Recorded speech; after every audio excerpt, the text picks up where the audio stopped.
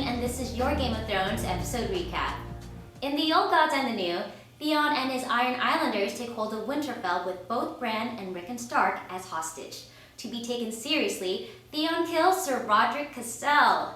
North of the Wall, Jon Snow and the rest of the Rangers track a group of wildlings. When they attack, turns out one of the wildlings is a young woman. Woman.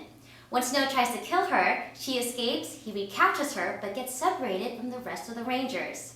At Harrenhal, Arya receives a visitor. Lord Baelish, aka Littlefingers, comes to see Lord Tywin with news from the late Baratheon's camp. He nearly discovers Arya, except his conversation with Lord Tywin gets too serious for him to notice. Later on, Arya finds a message in Lord Tywin's room and tries to do something about it, until she gets caught by one of the Lannister men. And yes, that's when Death Wish number 2 comes in. Anyone else glad she saved the burning guy from the burning wagon in this season's episode 3? Anyone? Me? Just saying. In the city of Koth, Daenerys struggles with the 13 as she tries to get ships to sail back to Westeros. Unfortunately, she becomes unsuccessful, and the two biggest surprises yet, upon returning to her room, she discovers one of her Khalasar, Irri, is dead, and her dragons are missing. OMG.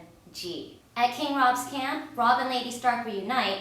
Cat meets Lady Talisa, then reminds Robb of his debt to Keep, which is marrying a Frey in exchange for a bridge.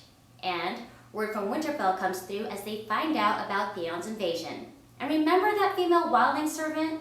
Well, she manages to seduce Theon and ends up sneaking off into the night, killing one of his guards, escaping with Hodor, the Stark boys, and yes, the direwolves. Love it!